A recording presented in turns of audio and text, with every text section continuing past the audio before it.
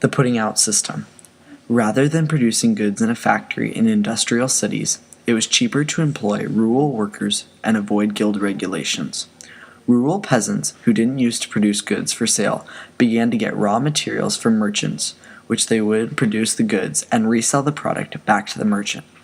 Underemployed labor was common, and poor peasants would work for low wages. This was one of the many advantages of the putting out system.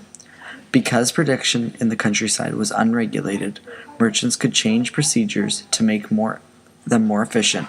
Also, workers did not have to meet guild standards, and because of this cottage industry was able to produce many different types of goods.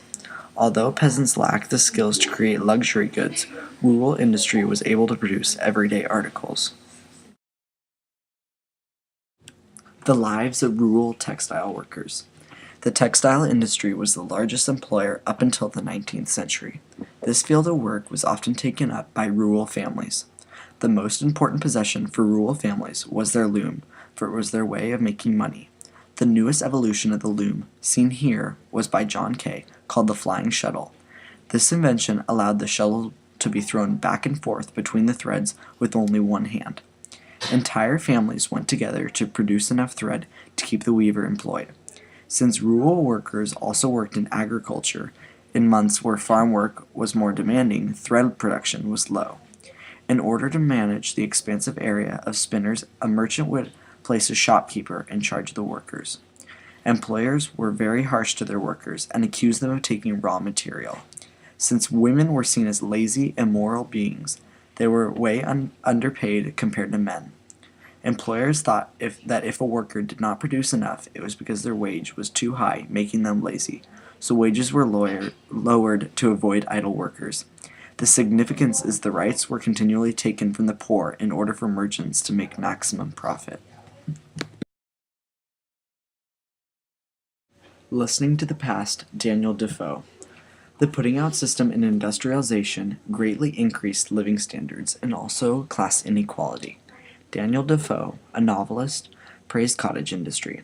He saw that women and children who spinned and weaved textiles earned more than men's farm work. He also assumed that enclosure was totally complete and that poor men did not own their land and worked as wage laborers. Defoe also explains the increase in using Africans for slaves. Reliable wages meant the English did not have to work in the plantations. In one of his works, A Plan of English Commerce, he talks about his beliefs. He also wrote a song called The Clothier's Delight. This song expresses the resentment of the factory workers toward their employers. The Industrial Revolution occurred as the people of northwestern Europe increased the pace of work while decreasing leisure time. The work of women and children was forced more towards wage work instead of producing household goods. This was particularly common in cities. By increasing the number of wage workers, people were now able to purchase more goods, though wages fell. Because goods were now available at lower prices, households looked for ways to earn cash in order to contribute to the growing consumer economy.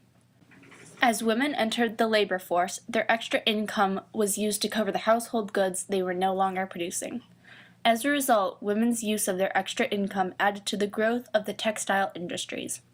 The Industrial Revolution created households in which all family members worked for wages, where they relied on buying household goods instead of producing them. Urban guilds. Urban guilds reached their peak in the 18th century. In France, under Colbert, revived the guilds, which encouraged quality of production as well as collecting taxes from them. In exchange, guilds were given certain privileges from the crown, allowing for the guild to monopolize their good. Membership into guilds was strongly restricted and regulated. Family connections would guarantee a spot in the guild. While women and non-Christians were often excluded, a majority of urban men and women worked in non-guild trade, such as food, manual labor, and servitude. In England, national regulations kept guild rules at bay, while France relied on the guilds for tax and quality standards, yet allowed rural workers to flourish, undermining guild trade. German guilds held the most power and would violently protest non-guild workers. In France in 1776, Turgot wrote a law abolishing guilds. Some guilds, however, did allow women, who commonly worked textiles. In 1675, a seamstress guild was created with only women. Vocational training was created for poor girls in cities. The anti-guild law was repealed in 1777, and all guilds were open to women. The guilds were abolished in the French Revolution of 1791, hindering sexual equality.